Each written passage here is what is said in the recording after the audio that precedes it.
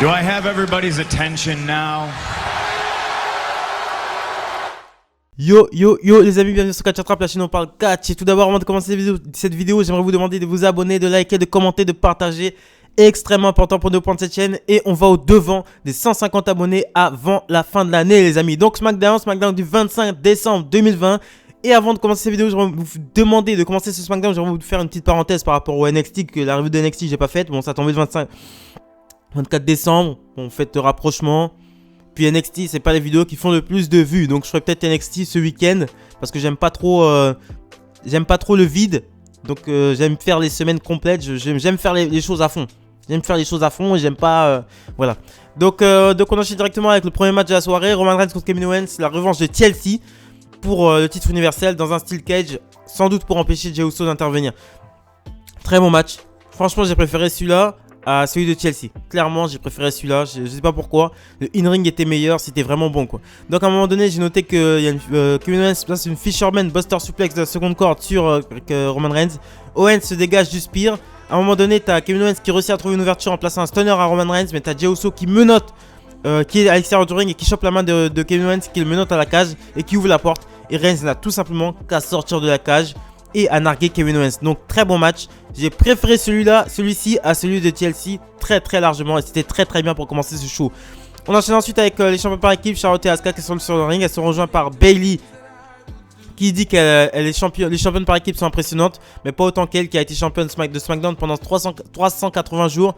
Et là, t'as Sasha Banks qui débarque et elle dit à Bayley que si elle parle d'impressionnant, elle doit parler d'elle. Et ensuite, t'as Bianca Belair qui arrive et dit qu'elle aussi elle est impressionnante, alors qu'elle a perdu contre Bayley la semaine dernière. Et t'as Carmella aussi qui ramène sa fraise. Donc ça nous amène sur un triple threat elimination match.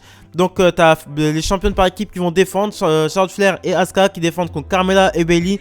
Et Bianca Belair et Sasha Banks. Donc ce match est pour les titres par équipe. Donc t'as l'équipe de Bayley et Carmella qui est éliminée avec un frog splash de Sasha Banks sur Bayley. T'as Sasha Banks qui se retrouve blessée à l'extérieur à cause de l'assistant de Carmella. Bianca Belair se retrouve seule face à Asuka et face à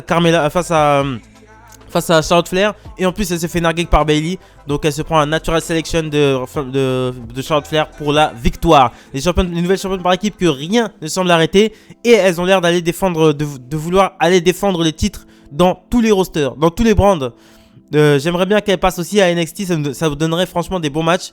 Par exemple contre des Kaiden Carter et Katy Catanzaro, ça pourrait donner des matchs de folie.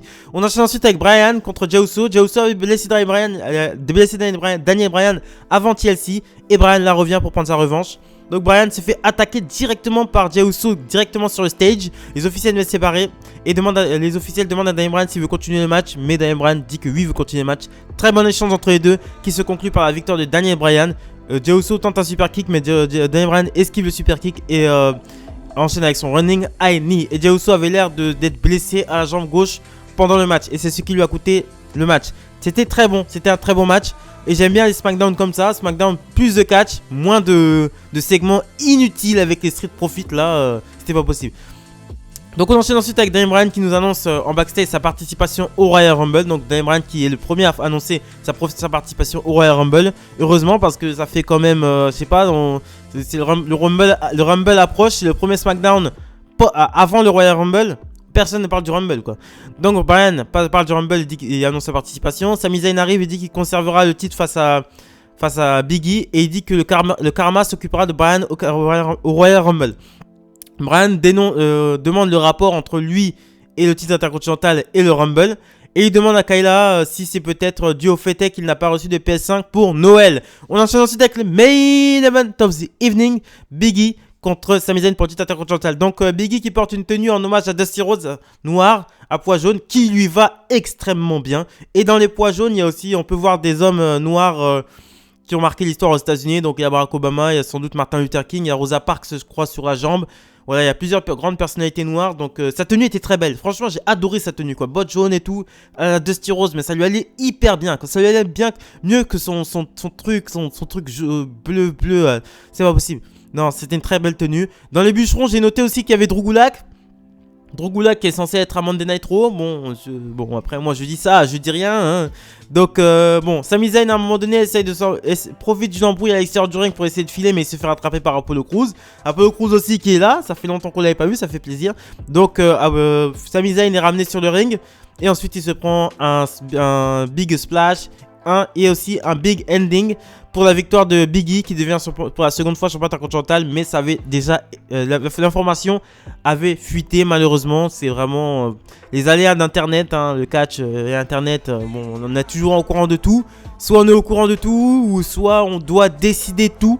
Donc c'est très compliqué cette histoire. Bon, franchement, bon, moi j'aurais vu le show. J'aurais pas eu le spoil, j'aurais regardé le show, je me serais dit aussi Biggie devient champion. En main event, la tenue, la super tenue, match de bûcheron. Ouais, non mais il y avait tout, il y avait le cocktail pour qu'il devienne champion intercontinental. Donc Biggie qui devient pour la seconde fois champion intercontinental, c'était un très bon show. C'était très bon, franchement ça se regardait, il y avait du catch. Moi j'aime bien quand il y a du catch, j'aime pas quand il y a des segments inutiles. Par exemple de Carmella en train de tester du champagne ou des Street Profits en train de faire les cons dans les vestiaires. Enfin, franchement c'était hyper bien. Donc voilà, c'est ce que je pensais du SmackDown du 25 décembre 2020. Abonnez-vous, likez, commentez, partagez, très important pour le développement de la chaîne. Et on va au devant les amis, on va au devant des 150 abonnés avant la fin de l'année. Salut les amis.